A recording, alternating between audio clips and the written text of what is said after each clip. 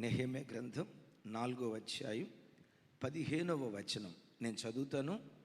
నాతో కలిసి అందరూ చెప్పడానికి ప్రయత్నం చేయండి. వారి యోచన మాకు తెలియబడిననియు, దేవుడు దానిని వ్యర్థము చేసిననియు, మా శత్రువులు సమాచారము వినగా మాలో ప్రతివాడును తన పనికి గోడ దగ్గరకు వచ్చెను. వినండి, ఈ స్థలంలో దేవుని ఆలోచన ఒకటి ఉంది, రెండవది శత్రువు ఆలోచన ఒకటి ఉంది. శత్రువు ఆలోచన ఏంటి? పడిపోయిన యెరూషలేం పడిపోయిన స్థితిలోనే ఉండాలి. యెరూషలేము చుట్టూతా ప్రాకారాలు ఉండకూడదు.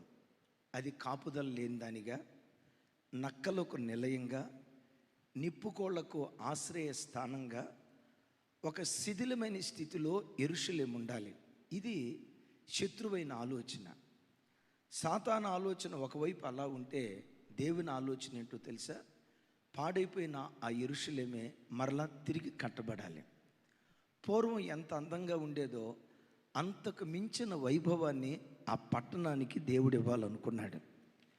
ఆ పట్టణం చుట్టూత అద్భుతమైన ప్రాకారం ఉండాలని, ఆ పట్టణంలో బ్రతికే ప్రజలందరూ సంతోష సమాధానాలతో నెమ్మదిగా బ్రతకాలి అనేది దేవుని యొక్క ఆలోచన. ఎప్పుడైనా చూడండి, దేవుడు ఒక వ్యక్తి పట్ల ఒక ఆలోచన కలిగి ఉన్నాడు అంటే, ఆ ఆలోచన చెడగొట్టడానికి సాతాను ఎప్పుడు నిరంతరం పనిచేస్తూనే ఉంటాడు. వీడిని దేవుడు నిలవబెట్టాలనుకున్నాడా? వీడు నిలవబడకుండా పడిపోవాలంటే నేనేం చేయాలి? ప్రతి క్షణం వాడు తంత్రాలు బన్నుతాడు, కుతంత్రాలు బన్నుతాడు. యెరూషలేమును కట్టాలి అనేది దేవుని ఆలోచన ఒకవైపు అయితే, ఈ స్థలంలో దేవుని వాక్యం వింటున్న ఒక్కొక్క బిడ్డ పట్ల నీ మీద వాక్యం బోధిస్తున్న నా మీద, ఒక్కొక్క బిడ్డ మీద ఆ దయగల దేవునికి కొన్ని ప్రత్యేకమైన తలంపులు ఉన్నాయి. నీ ఆలోచనకు దేవుని ఆలోచనకి ఎంత వ్యత్యాసం ఉందో తెలుసా? పాతాళానికి పరలోకానికి ఎంత దూరమో, భూమి ఆకాశం ఎంత ఎత్తుగా ఉన్నాయో అన్ని ప్రత్యేకమైన తలంపులు మన ఒక్కొక్కరి పట్ల దేవుడు కలిగి ఉన్నాడు. ఆమేన్. దేవుని ఆలోచనలు ఒకవైపు మన మీద ఉంటే, ఆ ఆలోచనలు పాడు చేయటానికి ఒకవైపు సైతాను, రెండవది లోకంలో ఉన్న సైతాను మనుషులు, వాడు అనుచరగణం నిరంతరం పనిచేస్తూ ఉంటారు. కానీ అద్భుతం తెలుసా? దేవుని ఆలోచనలు చెడగొట్టాలని సాతాను ఎంత ప్రయత్నం చేసినా చెడగొట్టినట్లుగానే వాడు కనపడతాడు. కానీ అంతిమంగా దేవుని ఆలోచన, దేవుని చిత్తం తప్పకుండా మన బ్రతుకులో నెరవేర్చబడుతుంది, దేవునిలో మనం నిలిస్తే. ఈ మాట బాగా గ్రహించండి. సాతాను ఎన్ని రకాలుగా వాడు కుట్రలు పన్నినా గోడ కట్టబడకూడదు, యెరూషలేము నిర్జనంగా ఉండాలి, కాపుదల లేనిదిగా ఉండాలి, ఎలా పడిపోయిందో పడిపోయిన స్థితిలోనే ఉండాలి అని సైతాను గాడు ఆలోచిస్తే, చెప్పండి దేవుని ఆలోచన ఏంటి? పూర్వపు వైభవం కంటే మించిన వైభవాన్ని ఆ పట్టణానికి ఇవ్వాలని. ఈ రెండు ఆలోచనల మధ్య ఫైటింగ్ జరిగింది కదా. మిమ్మల్ని అడుగుతా, ఇంతకీ గోడ కట్టబడిందా లేదా? యెరూషలేములోకి దేవుని మహిమ దిగివచ్చిందా లేదా? పూర్వం కంటే రెట్టింపు మహిమతో ఆ పట్టణాన్ని దేవుడు నిలవబెట్టాడా లేదా? యెరూషలేం జీవితంలో, యెరూషలేం పట్టణ విషయంలో దేవుడు ఎలా కార్యం చేశాడో విశ్వసించు. నీ జీవితంలో కూడా తప్పకుండా దేవుడు ఆ కార్యాన్ని జరిగిస్తాడు. నీ పిల్లల జీవితాల్లో కూడా తప్పకుండా దేవుడు ఆ కార్యం జరిగిస్తాడు. మునుపున్న ఆత్మీయత కంటే, మునుపున్న భక్తి కంటే, మునుపున్న విశ్వాసం కంటే, మునుపున్న స్థితిగతుల కంటే రాగల కాలం ఆయన మహిమ కొరకు మించిన స్థితిగతులు నీకు, నీ కుటుంబానికి నిశ్చయంగా దేవుడు అనుగ్రహించునుగాక. దేవుని ఆలోచనకి సైతాన్ ఆలోచనకి నిరంతరం పోరాటం జరుగుతుంది. కానీ దేవుడు ఎవరో తెలుసా? శత్రువు ఆలోచన ఎరిగి వాడి ఆలోచనలను వ్యర్థపరిచే దేవుడు ఈ దేవుడు. దీని గురించే భక్తుడైన దావీదు గారు ఒక అద్భుతమైన మాట అంటారు. చూడండి, 33వ కీర్తన 10-11 చరణాలు. అందరూ మీ బైబిల్ తెరిచి చూడండి. లైవ్ చూస్తున్న బిడ్డలు కూడా అవకాశం ఉంటే మీ చేతిలో పెన్ను ఉంటే టిక్ చేసుకోండి. 10-11 చరణాలు నాతో కలిసి. అన్యజనుల ఆలోచనలను యెహోవా వ్యర్థపరుచును, జనముల యోచనలను ఆయన నిష్ఫలముగా చేయును. యెహోవా ఆలోచన సదాకాలము నిలుచును, ఆయన సంకల్పము తరతరములకు ఉండును. చప్పులు కొడుతూ దేవునికి స్తోత్రాలు చెప్దాం గట్టిగా, హల్లెలూయా. ఏమంటాడు? అన్యజనుల ఆలోచన యెహోవా వ్యర్థపరుస్తాడు. ఏం చేస్తున్నాడట? ఎవరి ఆలోచన మీకు తెలుసా? యూదులకు వ్యతిరేకంగా అడాల్ఫ్ హిట్లర్ లేచాడు. ఎందుకో అతడు నాజీ భావం కలిగి, ప్రపంచమంతా నాజీ భావం కలిగిన వ్యక్తులతో నేను నింపుతాను, ఆ జాతి వివక్షతో ఒక భయంకరమైన నిర్ణయం తీసుకున్నాడు. ఏ నిర్ణయం తీసుకున్నాడో తెలుసా? భూమి మీద ఇజ్రాయేలు జాతి అనేది ఉండకూడదు. దరిదాపుగా 1000 సంవత్సరాల పాటు ప్రపంచ దేశాలను జర్మన్సే ఏలుబడి చేస్తారు. అమెరికా నుండి ఆస్ట్రేలియా వరకు నాజీయులే ప్రపంచ దేశాలను పరిపాలన చేస్తారు. నేను స్థాపించబోయే సింహాసనం 1000 సంవత్సరాల వరకు తప్పకుండా నిల్చుంటుంది. నా పరిపాలనలో భూమి మీద ఒక్క యూదుడు కూడా మిగలకుండా యూదులందరూ తుడుచుకు పెట్టుకుపోయేటట్టుగా చేస్తాను అన్నాడు. ఈ చిత్రం ఏంటో తెలుసా? 1000 సంవత్సరాలు నా సింహాసనం ఉంటుంది అని అనుకున్న హిట్లర్ సింహాసనం 12 సంవత్సరాల్లో కుప్పలాగా కూలిపోయింది. ఇజ్రాయేలీల సింహాసనం నేటికి నిలిచే ఉంది. యోధా జాతి నేటికి నిలిచే ఉంది. టిల్ డేట్ ఇప్పటికీ ప్రపంచాలను శాసించే అద్భుతమైన దేశంగా నేటికి విరాజిల్లుతూ ఉంది. ఎందుకో చెప్పమంటారా? యోధా జాతిని నిలవబెట్టాలని దేవుడు సంకల్పించాడు గనుక, దేవుడు ఉద్దేశించాడు గనుక అన్యజనుల ఆలోచనలన్నిటినీ దేవుడు నిరర్ధకం చేశాడు. చివరికి అడాల్ఫ్ హిట్లర్ ఏమయ్యాడో తెలుసా? బంకర్లోకి వెళ్ళి సైనైడ్ మింగి నేను చనిపోతానో లేదో డౌట్ పడి జస్ట్ ఒక రోజు ముందు వివాహం చేసుకున్న భార్యను షూట్ చేసి చంపి తాను ఆత్మహత్య చేసుకుని చచ్చిపోయాడు. దేవుని రాజ్యాన్ని కోల్చాలనుకున్నవాడు కూలిపోయాడు. దేవుని రాజ్యాన్ని పడగొట్టాలనుకున్నవాడు పడిపోయాడు. దేవుని రాజ్యం నేటికి విరాజిల్లుతూనే ఉంది. ఎందుకు? నీవు ఆరాధించే నీ దేవుడు ఎవరో తెలుసా? నీకు వ్యతిరేకంగా ఎవడెవడు కుట్రలు పన్నుతాడు, వాడు పన్నుతున్న కుట్ర నీకు తెలియదు. నీ దేవుడు ఎవరు? అనంత జ్ఞాని, హృదయంలోకి తొంగి చూస్తాడు. కీర్తనలో ఒక స్థలంలో రాసి ఉంటుంది, నోట నుంచి మాట రాక మునిపే ఆ మాట ఎరిగిన దేవుడు ఆయన. ఎవరెవరెవరు? ఇప్పుడు నా మాటలు మీకు ఎట్లా తెలిసినాయి? మాట్లాడిన తర్వాత తెలిసినాయా? మాట్లాడక మునిపే ఆహా నెక్స్ట్ అన్న. ఇక్కడ అంతా ప్రవక్తలు ఉన్నట్టున్నారు.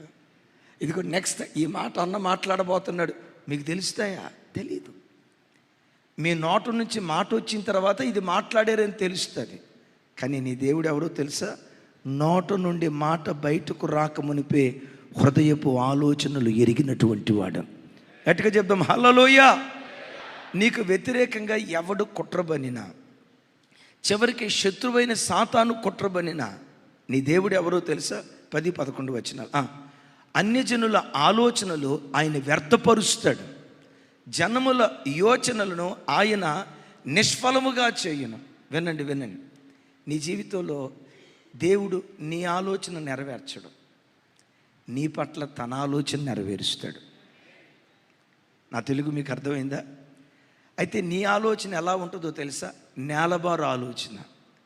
నీ పట్ల నీ దేవుని ఆలోచన ఎట్లా ఉంటుందో తెలుసా?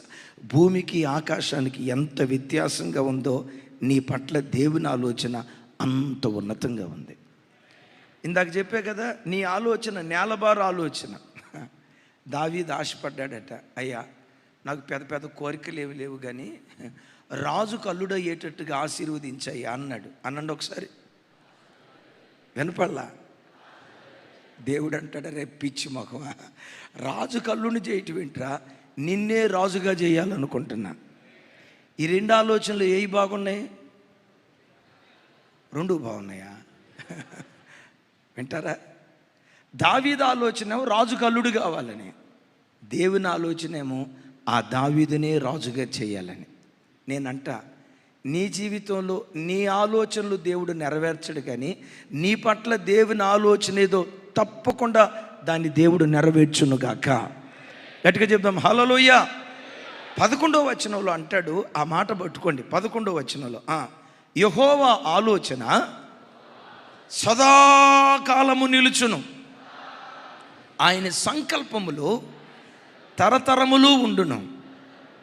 బిడ్డలారా ఒకసారి చూడండి, నీ మీద దేవుడు ఏ ఆలోచన కొని ఉన్నాడో, నా బిడ్డను నేను ఈ స్థితిలో నిలవబెట్టాలి, ఈ కుటుంబాన్ని ఇలా బ్రతికించాలి, నన్ను నమ్ముకొని నా సేవకు వచ్చిన నా సేవకుల పిల్లలను ఈ స్థితిలో కూర్చోబెట్టాలి. దేవుడు ఏది సంకల్పించాడో, దేవుడు ఏది ఆలోచించాడో ఆయన ఆలోచన సదాకాలము నిలుస్తుంది. ఆయన ఆలోచన పడగొట్టాలని మనుషులు ప్రయత్నం చేయొచ్చు, మనుషులను వాడుకునే సాతాను ప్రయత్నం చేయొచ్చు. ఎన్ని కుట్రలు ఎన్ని కుతంత్రాలు సాతాను సమూహం చేసినా వాడు గెలిచినట్లుగానే అనిపిస్తుంది, వాడు కీడు చేసినట్లుగానే అనిపిస్తుంది. చివరికి ఏం జరిగిద్దో తెలుసా? ఆ కీడులోనే దేవుడు మేలు దాచిపెట్టి ఉంచుతాడు. ఆ కీడే భవిష్యత్తులో మేలుగా దేవుడు మారుస్తాడు. యేసయ్యకు మహిమ కలుగునుగాక. ఇప్పుడు చెప్పండి, యెహోవా ఆలోచన వినపల్లా, ఆయన సంకల్పములు. నీ మీద దేవుడు ఒకటి ఆలోచిస్తే ఆ ఆలోచన సదాకాలము నువ్వు బ్రతికినంతకాలం ఆ ఆలోచన తప్పకుండా దేవుడు నెరవేరుస్తూనే ఉంటాడు. ప్రజలు దాన్ని వ్యర్థపరచాలని ప్రయత్నం చేసిన మరొక మాట మీకు గుర్తుకు తెస్తా. చూడండి, యెషయా గ్రంథం 8వ అధ్యాయం 10వ వచనం. యెషయా గ్రంథం 8వ అధ్యాయం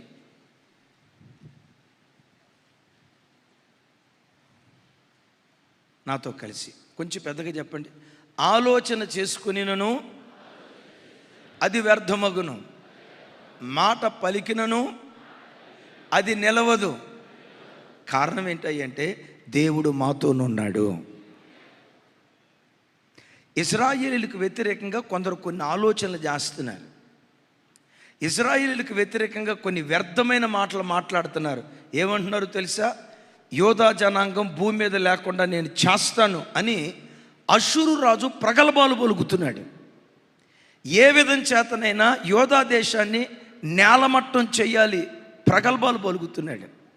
ఆ ప్రగల్భాలు దేవుడు విని యెషయా ప్రవక్త ద్వారా చెప్తాడు, ఇదిగో అష్షూరు రాజా, నీవు ఆలోచన చేసుకొనినా అది వ్యర్థమైపోద్ది.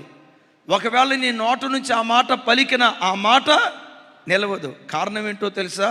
యోధా జనాంగంతో దేవుడైన యెహోవా ఉన్నాడు. మా దేవుడు మాకు తోడుగా ఉన్నాడు. నా ప్రభు బిడ్డలారా, నీ బ్రతుకు కాలం అంతా నీవు ఆరాధించే నీ దేవుడు నీకు తోడుగా ఉండును గాక, నీ పిల్లలకు తోడుగా ఉండును గాక. ఆయన ఒక్కడు నీకు తోడుగా ఉంటే ఏది ఆలోచించాడో ఏది సంకల్పించాడో నీ పట్ల దేవునికి ఉన్న సంకల్పం ప్రపంచమంతా వ్యతిరేకంగా నిలిచిన తన సంకల్పాన్ని తప్పకుండా దేవుడు నెరవేరుస్తాడు. ఇంతవరకు విన్నారు కదా? ఆయన ఆలోచన సదాకాలము నిలుస్తుంది, ఆయన సంకల్పము తరతరాలు ఉంటుంది. అన్యజనులు కానీ మనుషులు కానీ ఎన్ని ఆలోచనలు చేసినా ఆ ఆలోచనలన్నిటినీ దేవుడు చెప్పాలి. ఆ ఆలోచనలన్నిటినీ దేవుడు మనుషుల ఆలోచనలు వ్యర్థం చేసి, మనుషుల ఆలోచనలు తారుమారు చేసి ఒక వ్యక్తి పట్ల దేవునికి ఉన్న ఆలోచన ఎలా నెరవేరుస్తాడో బైబిల్లో ఒక 3 సన్నివేశాలు చెప్తాను. ఆ చిన్నపిల్లడు పండుకున్నాడు. ఎంత? 16-17 సంవత్సరాలు. ఆ 17 సంవత్సరాల కుర్రోడికి ఏ కల వచ్చిందో తెలుసా? తన పన లేచి నిలవబడ్డట్లు, తన పన చుట్టూత 11 పనలు సాగిలిపడి నమస్కారం చేస్తున్నట్టు కల వచ్చింది. ఆ తర్వాత ఇంకోసారి ఏం కల వచ్చిందో తెలుసా?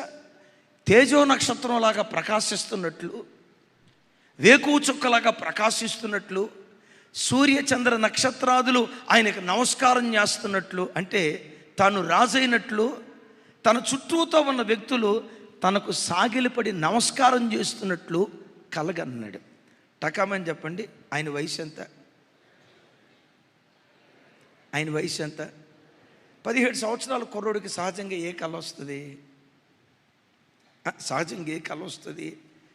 బుల్లెట్ కొన్నట్టు, వాళ్ళ అమ్మ నాన్నని ఏమంటారు, రాకాసి ఏమంటారు,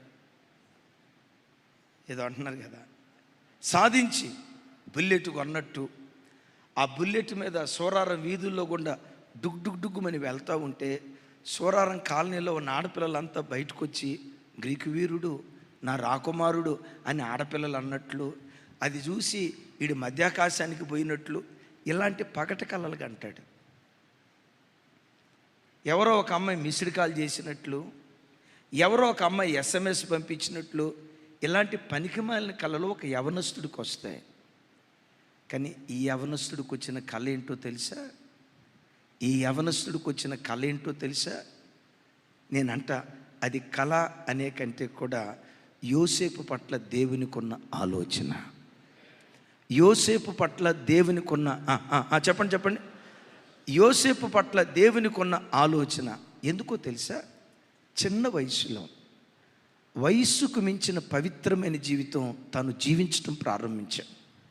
అన్నలందరిది పాపపు దారి, యోసేపు ఒక్కడిది పవిత్రమైన దారి. అన్నలందరిది చెడు కార్యక్రమాలు చేసే దారి, యోసేపు ఒక్కడిది పవిత్రమైన దారి. తమ్ముళ్ళు, చెల్లెలు, ఐలారా, అమలారా, లోకం కొట్టుకునే చెడు ప్రవాహంలో నువ్వు కొట్టుకొని పోకుండా చేప ప్రవాహానికి ఇదినట్లుగా, చేప ప్రవాహానికి ఎదురు ఈదినట్లుగా లోకపు ప్రవాహంలో నువ్వు కొట్టుకొని పోకుండా నా ప్రభు కొరకే నేను బ్రతుకుతానని లోకానికి ఎదురీదు. నీ పట్ల దేవుని ఆలోచన ఏదో, నీ జీవితంలో భవిష్యత్తులో దేవుడు ఏం చేయబోతున్నాడో నీ పట్ల దేవునికి ఉన్న ఆలోచన వాక్యం ద్వారానైనా తెలియచేస్తాడు, కళ ద్వారానైనా తెలియచేస్తాడు, దర్శనం ద్వారానైనా తెలియచేస్తాడు, ప్రవచనం ద్వారానైనా తెలియచేస్తాడు. యోసేపు పట్ల దేవునికి ఉన్న ఆలోచన విన్నాం కదా. యోసేపు పట్ల ఆలోచన అదైతే ఆ ఆలోచనను వ్యర్థపరచడానికి సొంత ఇంటి వారే ఎలా పన్నారో చూడండి ఒకసారి. ఆదికాండం 37వ అధ్యాయం 18వ వచనం నుంచి 27వ వచనం వరకు. అసలు దేవుడు మనుషుల ఆలోచనలు ఎట్లా తారుమారు చేస్తాడో ఆలోచించండి ఒకసారి. 37వ అధ్యాయం 18వ వచనం నుంచి నాతో కలిసి చెప్పండి. అతడు దగ్గరకు రాకమునుపు వారు దూరము నుండి చూసి, ఇంకోసారి, వారు దూరము నుండి అతనిని చూచి అతనిని చంపుటకు దురాలోచన చేసిరి. వారు, ఇదిగో కలలు కనువాడు వచ్చుచున్నాడు. 18, 20 వీన్ని చంపి ఇక్కడనున్న ఒక గుంటలో పారవేసి దుష్టమృగము వీన్ని తినివేసినని చెప్పుదము. అప్పుడు వీని కలలేమగునో చూతుము రండిని ఒకనితో ఒకరు మాట్లాడుకునిరి. 18వ వచనం ఒకసారి నా వైపు చూడండి.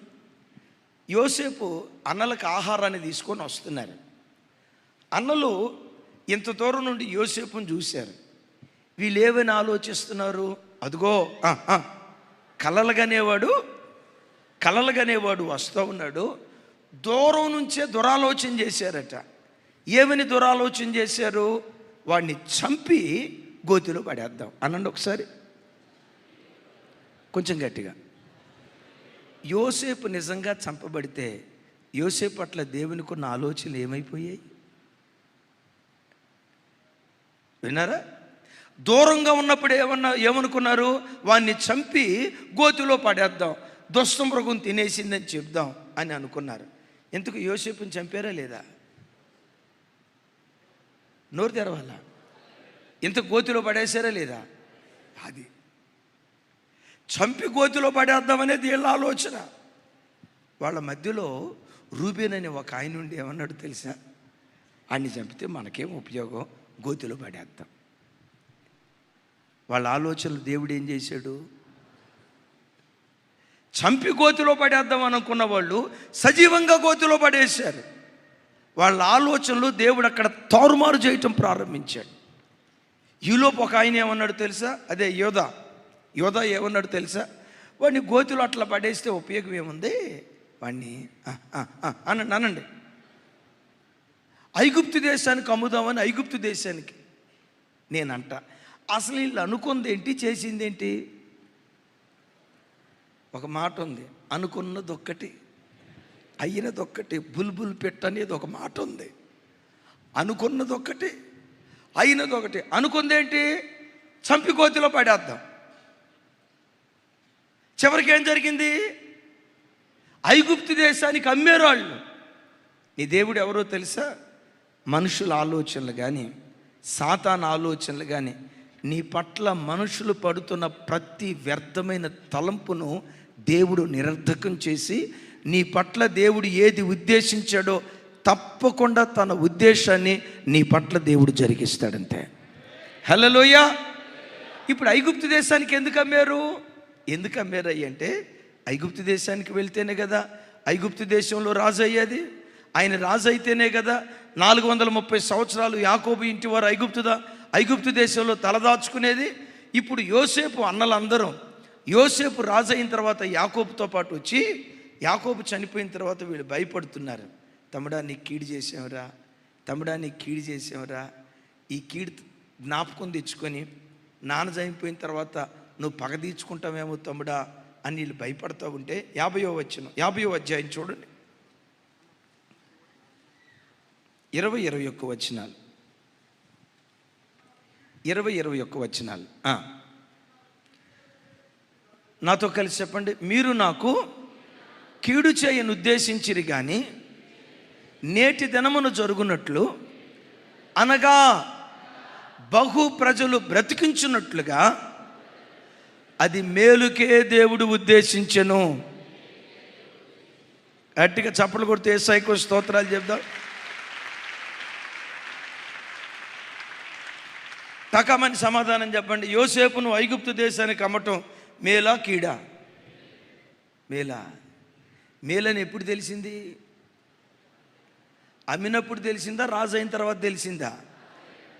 బిడ్డలారా, కొన్ని ప్రస్తుతం నీ కీడుగా కనపడతాయి. ఆ కీడులో కూడా నీ దేవుడు నీ కొరకు మేలు దాచిపెట్టి ఉంచాడు. తగిన కాలమందు దేవుడు దాన్ని బయలుపరుస్తాడు.